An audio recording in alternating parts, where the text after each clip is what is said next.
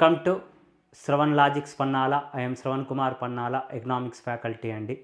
Okay, మనము ఈరోజు క్లాస్లో కరెంట్ ఎకానమీ, లాస్ట్ క్లాస్లో కూడా కొన్ని 2023కి సంబంధించినటువంటి కరెంట్ ఎకానమీ గురించి లాస్ట్ క్లాస్లో వివరణ ఇచ్చాను. మరికొన్ని మల్టిపుల్ చాయిస్ క్వశ్చన్స్, కరెంట్ ఎకానమీకి సంబంధించినటువంటి మల్టిపుల్ చాయిస్ క్వశ్చన్స్ గురించి ఈ వీడియోలో డిస్కషన్స్ చేద్దామండి. ఓకే, మనము ఎకనామిక్స్కి సంబంధించిన 2023కి సంబంధించిన ఎకనామిక్స్కి సంబంధించిన మల్టిపుల్ చాయిస్ క్వశ్చన్స్ గురించి డిస్కషన్స్ చేద్దాం. ఓకే, నా యూట్యూబ్ ఛానల్ సబ్స్క్రిప్షన్స్ తీసుకోండి, షేర్ చేయండి, లైక్ చేయండి, మరో 10 మందికి షేర్ చేయండి. శ్రవణ్ లాజిక్స్ పన్నాల. ఓకే, నా క్లాసెస్ కనుక నచ్చినట్లయితే అండి, 3-in-1 economy, Indian economy, Telangana economy, developed economy టోటల్గా ఉందండి. మనకు శ్రవణ్ లాజిక్స్ ప్లే స్టోర్ ద్వారా యాప్ను డౌన్లోడ్ చేసుకోండి. ఓకే, నెక్స్ట్ వీక్ నుంచి అండి సపరేట్గా మల్టిపుల్ చాయిస్కి క్వశ్చన్స్ సంబంధించి కొంతమంది స్టూడెంట్స్ అడిగారు, డైరెక్ట్గా లైవ్ క్లాసెస్ పెడతాను. కాకపోతే యాప్ ఉన్నటువంటి వాళ్ళు మాత్రమే యూస్ఫుల్ అవుతుంది. టాపిక్ వైజ్గా ఎవ్రీడే 25 క్వశ్చన్స్ ఎవ్రీడే డిస్కషన్స్ చేద్దాం. మల్టిపుల్ చాయిస్ క్వశ్చన్స్, ఓకే, వాటి గురించి డిస్కషన్స్ చేద్దాము. ఈరోజు క్లాస్లో మల్టిపుల్ చాయిస్ క్వశ్చన్స్ గురించి డిస్కషన్స్ చేద్దాం. ఫస్ట్ ప్రశ్న చూడండి. NCRB report 2022. ఎన్సిఆర్బి ఐడియా ఉండాలి first of all. National crime report bureau అండి. నేషనల్ క్రైమ్ రిపోర్ట్ బ్యూరో నివేదిక ప్రకారము రైతుల ఆత్మహత్యల్లో మొదటి 3 స్థానాలలో ఉన్న రాష్ట్రాలను గుర్తించండి. ఫస్ట్ ఆప్షన్ చూడండి, మహారాష్ట్ర, కర్ణాటక, ఆంధ్రప్రదేశ్ ఇచ్చాడు. సెకండ్ ఆప్షన్ మహారాష్ట్ర, ఆంధ్రప్రదేశ్, కర్ణాటక ఇచ్చాడు. Third option Maharashtra, Karnataka, Telangana. Fourth option Telangana, Maharashtra, Karnataka ఇచ్చాడు.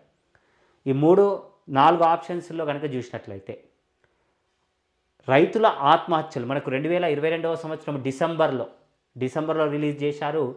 నేషనల్ క్రైమ్ రిపోర్ట్ బ్యూరో వారి ప్రకారం అండి 2022వ ఆర్థిక సంవత్సరంలో 2022లో మొత్తం ఎంతమంది రైతులు ఆత్మహత్యలు చేసుకున్నారండి అంటే 11,290 మంది రైతులు ఆత్మహత్యలు చేసుకున్నారు. అత్యధిక ఆత్మహత్యలు చేసుకున్నటువంటి మొదటి రాష్ట్రం ఏదండి అంటే మహారాష్ట్ర. సెకండ్ ప్లేస్లో ఎవరున్నారండి అంటే Karnataka. Third place Andhra Pradesh. Fourth place Tamil Nadu. Fifth place Madhya Pradesh ఉంది.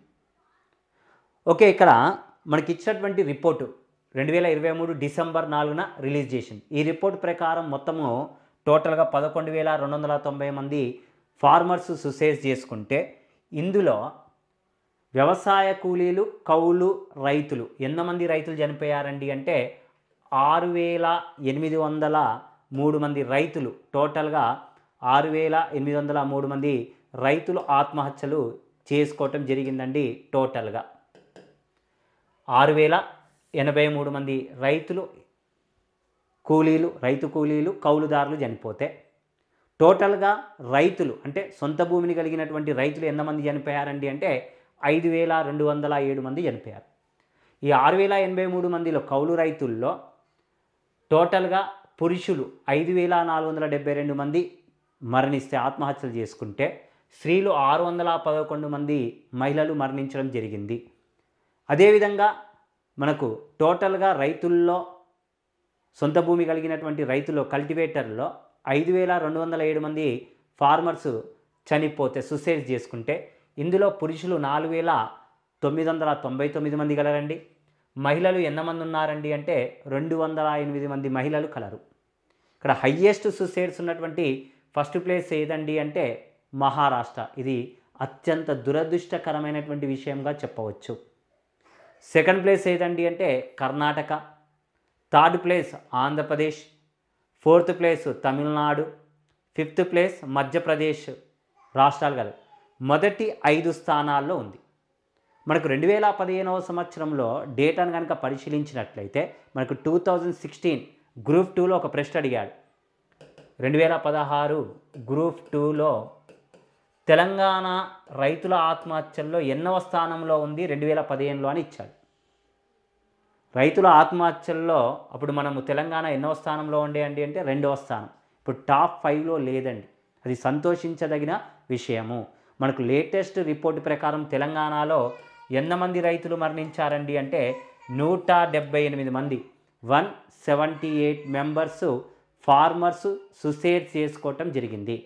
178 మంది రైతులు మరణించడం జరిగింది, ఆత్మహత్యలు చేసుకున్నారు. తెలంగాణలో ఆత్మహత్య చేసుకున్నటువంటి రైతులకు 6 లక్షల రూపాయలు ఇవ్వటం జరుగుతుంది. గుర్తుపెట్టుకోండి, రైతు బీమా కింద 5 లక్షలు ఇస్తారు. రైతులు ఆత్మహత్యలు చేసుకుంటే 6 లక్షలు ఇస్తున్నారు. ఆంధ్రప్రదేశ్ ప్రభుత్వం అయితే 7 లక్షలు ఇస్తున్నారు. 7 లక్షల రూపాయలు ఇవ్వటం జరుగుతుంది. ఓకేనండి, ఇక్కడ ఆన్సర్ ఏదండి అంటే మహారాష్ట్ర, కర్ణాటక, ఆంధ్రప్రదేశ్ అండి. ఓకే, మొదటి 3 స్థానాల్లో ఉన్నటువంటివి చూడండి. First one is the correct answer. Maharashtra, Karnataka, Andhra Pradesh 3 రాష్ట్రాలు కూడా ఉన్నాయి మొదటి 3 స్థానాల్లో. నెక్స్ట్ మరొక ప్రశ్న గురించి డిస్కషన్స్ చేద్దాం. ఈ క్రింది వానిలో సరి అయినవి గుర్తించండి. 3 ఇచ్చాడు, ఏ, బి, సి అని. 2024 ఏడాదిని అంతర్జాతీయ తృణధాన్యాల సంవత్సరముగా ఐక్యరాజ్య సమితి ప్రకటించిందని ఇచ్చాడు. నెక్స్ట్ బి ఆప్షన్లో భారత ప్రధాన చిరుధాన్యాలు అండి, చిరుధాన్యాలు మిస్ అయింది, ప్రధాన తృణధాన్యాలు లేదా చిరుధాన్యాల పంటల పరిశోధనా కేంద్రాలయం, పరిశోధనా సంస్థ అంటే హైదరాబాద్లో ఉంది అని చెప్పి ఇవ్వటం జరిగిందండి. థర్డ్ ఆప్షన్ చూడండి, చిరుధాన్యాల ఉత్పత్తిలో భారత్ మొదటి స్థానంలో గలదు, ఎగుమతుల్లో ద్వితీయ శ్రేణిలో ఉందట, ఉత్పత్తిలో మొదటి స్థానంలో ఉందట, ఎగుమతుల్లో 2వ స్థానంలో ఉంది అని చెప్పి ఇచ్చాడు. ఇందులో 3 ఆప్షన్స్ ఇచ్చాడు. ఫస్ట్ ఆప్షన్ చూడండి, ఏ, బి మరియు సి. సెకండ్ ఆప్షన్ చూడండి, ఏ మరియు సి. థర్డ్ ఆప్షన్ చూడండి, బి మరియు C. Fourth option A and B అని ఇచ్చాడు. మరి ఇందులో అంతర్జాతీయ చిరుధాన్యాల సంవత్సరంగా ఐక్యరాజ్య సమితి ఏ ఇయర్ని అనౌన్స్మెంట్ చేయడం జరిగిందండి అంటే 2023వ సంవత్సరాన్ని అనౌన్స్మెంట్ చేశాను. 2024 కాదండి, wrong answer. First one is a wrong ఆన్సర్గా చెప్పవచ్చు. First one is a wrong answer. Okay, ఈ 2 కూడా కరెక్టే. చిరుధాన్యాల పరిశోధనా సంస్థ హైదరాబాద్ రాజేంద్రనగర్లో గలదు. నెక్స్ట్ చిరుధాన్యాల ఉత్పత్తిలో భారత్ మొదటి స్థానంలో ఉంటే వాటి ఎగుమతుల విషయంలో 2వ స్థానంలో ఉంది ప్రపంచంలో. ఓకేనండి, ఇది కూడా కరెంట్ ఎకానమీ కింద అడగటానికి ఛాయిస్ ఉంది. నెక్స్ట్ మరొక ప్రశ్న గురించి డిస్కషన్స్ చేద్దాం.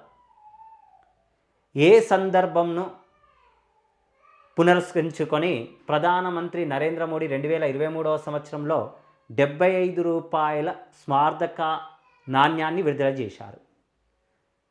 భారతదేశానికి స్వతంత్రం వచ్చి 75 సంవత్సరాలు వచ్చిన సందర్భంగా, ఇండియా పార్లమెంటు కొత్త భవనం ప్రారంభోత్సవానికి సందర్భంగా, ఎస్బీఐ బ్యాంక్ ఏర్పడి 75 సంవత్సరాలు ఏర్పడిన సందర్భంగా, ఇండియాకు 75వ గణతంత్ర దినోత్సవం సందర్భంగా.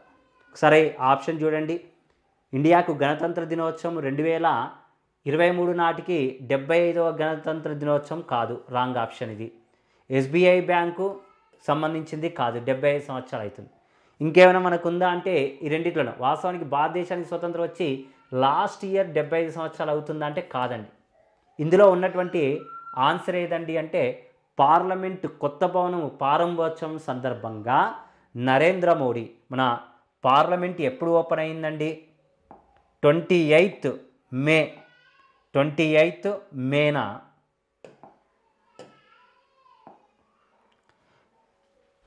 28th మే 2023వ సంవత్సరంలో మన పార్లమెంట్ అనేటువంటిది ప్రారంభోత్సవం అనేటువంటిది జరిగింది నరేంద్ర మోడీ. దీని యొక్క రూపకర్త గుర్తుపెట్టుకొని మనకు కరెంట్ అఫైర్స్ కింద అడగడానికి ఛాయిస్ ఉంది. బిమాల్ హస్ముల్ పటేల్ అనేటువంటి పర్సన్ ఇతడు గుజరాత్కి చెందినటువంటి పర్సన్ దీని యొక్క శిల్పి నమూనాను ఇవ్వటం జరిగింది. ఓకేనండి, ఇది ఒకటి అడగటానికి ఛాయిస్ ఉంది. నెక్స్ట్ వన్ అండి, మరొక ప్రశ్న గురించి డిస్కషన్ చేద్దాం. దేశంలోనే తొలిసారి ఏ రాష్ట్ర ప్రభుత్వము పాఠశాలలో అల్పాహార పథకమును ప్రవేశపెట్టారు? తెలంగాణ, బీహార్, తమిళనాడు, ఉత్తరప్రదేశ్. 4 ఆప్షన్స్ ఇచ్చాడు. టోటల్గా 4 ఆప్షన్స్ ఇచ్చాడు. తెలంగాణ, బీహార్, తమిళనాడు, ఉత్తరప్రదేశ్. మరి ఆన్సర్ ఏది? వాస్తవానికి భారతదేశంలోనే మధ్యాహ్న భోజన పథకాన్ని, మిడ్ డే మీల్స్ స్కీమ్ను ప్రవేశపెట్టిన తొలి రాష్ట్రము భారతదేశంలో ఎవరండి అంటే మిడ్ డే మీల్స్ స్కీమ్, మధ్యాహ్న భోజన పథకాన్ని ప్రవేశపెట్టిన తొలి రాష్ట్రం ఏదండి అంటే తమిళనాడు. తమిళనాడు.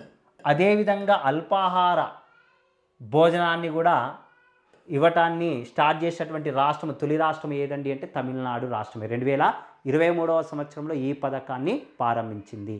మధ్యాహ్న భోజన పథకాన్ని కేంద్ర ప్రభుత్వం ఎప్పుడు స్టార్ట్ చేసిందండి అంటే 1995లో కేంద్ర ప్రభుత్వము ప్రారంభించింది. మన దగ్గర ఉమ్మడి ఆంధ్రప్రదేశ్లో 1984వ సంవత్సరంలో ఎన్టీ రామారావు ముఖ్యమంత్రిగా ఉన్నటువంటి సందర్భంలో మనకు మధ్యాహ్న భోజన పథకం అనేటువంటిది రావటం జరిగింది. కేంద్ర ప్రభుత్వము 1995వ సంవత్సరంలో మధ్యాహ్న భోజన పథకాన్ని ప్రవేశపెట్టడము జరిగింది. ఓకేనండి. నెక్స్ట్ వన్, ఇంకో ప్రశ్న గురించి డిస్కషన్స్ చేద్దాం. ఏ సంవత్సరంలో డిజిటల్ చెల్లింపుల్లో అగ్రస్థానంలో ఉన్న 4 రాష్ట్రాలను అవరోహణ క్రమంలో అమర్చండి? ఆంధ్రప్రదేశ్, మహారాష్ట్ర, తెలంగాణ, కర్ణాటక. ఎక్కువ నుంచి కిందికట, పైనుంచి కిందికి అవరోహణ క్రమం. ఓకేనండి. అవరోహణ క్రమంలో పేర్చండి అని ఇవ్వటం జరిగింది. ఓకే, ఇందులో ఆంధ్రప్రదేశ్, మహారాష్ట్ర, తెలంగాణ, కర్ణాటక ఇవి కనుక చూసుకున్నట్లయితే మనకు ఇది ఎవరండి రిపోర్ట్ ఇవ్వటం జరిగిందండి అంటే, దీనికి సంబంధించినటువంటి రిపోర్టును ఎవరు ఇవ్వటం జరిగిందండి అంటే ఎస్బీఐ రీసెర్చ్ సెంటర్ వారు. ఎస్బీఐ రీసెర్చ్ సెంటర్ వారు రిపోర్ట్ ఇవ్వటం జరిగింది. ఈ రిపోర్ట్ ప్రకారము ఎక్కువగా ఎవరున్నారండి అంటే మొదటి ప్లేస్లో ఉన్నటువంటి ఆన్లైన్ ట్రాన్సాక్షన్స్ జరుపుతున్నటువంటి మొదటి రాష్ట్రము ఏది ఉందండి అంటే చాలామంది మహారాష్ట్ర అనుకుంటారు. మహారాష్ట్ర కాదు, ఆంధ్రప్రదేశ్. సెకండ్ ప్లేస్లో ఎవరు ఇచ్చారండి అంటే మహారాష్ట్ర. 3వ స్థానంలో తెలంగాణ రాష్ట్రము. 4వ స్థానంలో కర్ణాటక రాష్ట్రం కలదు. ఇక్కడ కనుక చూసినట్లయితే ఆంధ్రప్రదేశ్, మహారాష్ట్ర, తెలంగాణ, కర్ణాటక అనేటువంటివి రాష్ట్రాలు ఉన్నాయి. ABCD is a correct answer. ABCD is a correct answer అండి. ఓకేనండి. ABCD is a correct answer. ఇది SBI రీసెర్చ్ సెంటర్ వాళ్ళు మనకు ఇచ్చినటువంటి డేటాను బేస్ చేసుకొని. నెక్స్ట్ మరొక ప్రశ్న. ఓకే, నెక్స్ట్ మరొక ప్రశ్న గురించి డిస్కషన్స్ చేద్దామండి. మానవాభివృద్ధి సూచిక 2021లో సరి అయిన అంశాలను గుర్తించండి. 191 దేశాలకు కాను భారత్ యొక్క స్థానము 131. మొదటి స్థానము స్విట్జర్లాండ్, చివరి స్థానము సౌత్ సుడాన్. ఈ సూచిని రూపొందించింది మహబూబ్ ఉల్ హక్. నెక్స్ట్, ఈ సూచిని ప్రతి సంవత్సరము ప్రకటిస్తున్నది UNDP. ఇక్కడ ఆప్షన్స్ ABD, సెకండ్ ఆప్షన్లో ACD ఇచ్చాడు, థర్డ్ ఆప్షన్లో AD ఇచ్చాడు, ఫోర్త్ ఆప్షన్లో BCD ఇచ్చాడు. దీని గురించి వివరణ కనుక చూసినట్లయితే మనకు HDI హ్యూమన్ డెవలప్మెంట్ ఇండెక్స్ మానవాభివృద్ధి సూచికను కనుక చూసినట్లయితే మానవాభివృద్ధి సూచిక హ్యూమన్ డెవలప్మెంట్ ఇండెక్స్ని కనుక చూసినట్లయితే దీనిని రూపొందించింది ఎవరండి అంటే పాకిస్తాన్కి చెందిన ప్రముఖ ఆర్థికవేత్త అయిన మహబూబ్ ఉల్ హక్. మహబూబ్ ఉల్ హక్ అనేటువంటి ఆర్థికవేత్త దీనిని రూపొందించడం జరిగింది. ఈ రూపకర్తనలో సహకరించినటువంటి భారత ఆర్థికవేత్త ఎవరండి అంటే అమర్త్య సేన్. హ్యూమన్ డెవలప్మెంట్ ఇండెక్స్ను అఫీషియల్గా 1990 నుండి ఎవరు అనౌన్స్మెంట్ చేయటం జరుగుతుందండి అంటే అధికారికంగా యుఎన్డిపి వాళ్ళు అనౌన్స్మెంట్ చేయటం జరుగుతుంది. UNDP means United National Development Programme వారు ప్రతి సంవత్సరము దీనిని ప్రకటించడము జరుగుతుంది. యుఎన్డిపి వారు, UNDP means United National Development Programme వారు. ఇందులో హెచ్డిఐలో 3 అంశాలను తీసుకుంటారండి. ప్రపంచ దేశంలో ఉన్నటువంటి దేశాల్లో 3 అంశాలను తీసుకుంటారు. ఆ 3 అంశాలను బేస్ చేసుకొనే ఆధారం చేసుకొనే హ్యూమన్ డెవలప్మెంట్ ఇండెక్స్ను రూపొందించడం జరిగింది. ఫస్ట్ వన్ ఏదండి అంటే మొదటిది ఏదండి అంటే ఫస్ట్ వన్ అండి ఆయు ప్రమాణము లేదా సగటు జీవిత కాలం. ఫస్ట్ వన్ సగటు జీవిత కాలం అండి.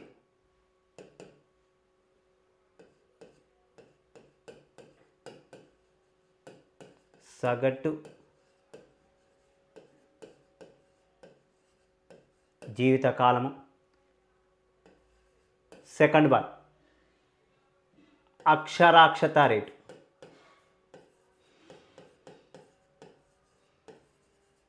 అక్షరాస్యత రేటు. థర్డ్ వన్ ఏదండి అంటే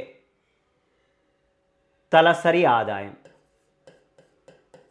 ఈ 3 అంశాలను ప్రపంచ దేశాలను ఆధారం చేసుకొని ర్యాంకులను ఇవ్వటం జరుగుతుంది. ఏంటివి? సగటు జీవిత కాలము, ఒక దేశంలో ఒక వ్యక్తి ఎంతకాలం బతుకుతున్నాడు, అక్షరాస్యత రేట్ ఎంత ఉంది ఒక దేశంలో, నెక్స్ట్ తలసరి ఆదాయం ఎంత ఉంది. ఈ 3 అంశాలను తీసుకొని హ్యూమన్ డెవలప్మెంట్ ఇండెక్స్ను రూపొందించారు.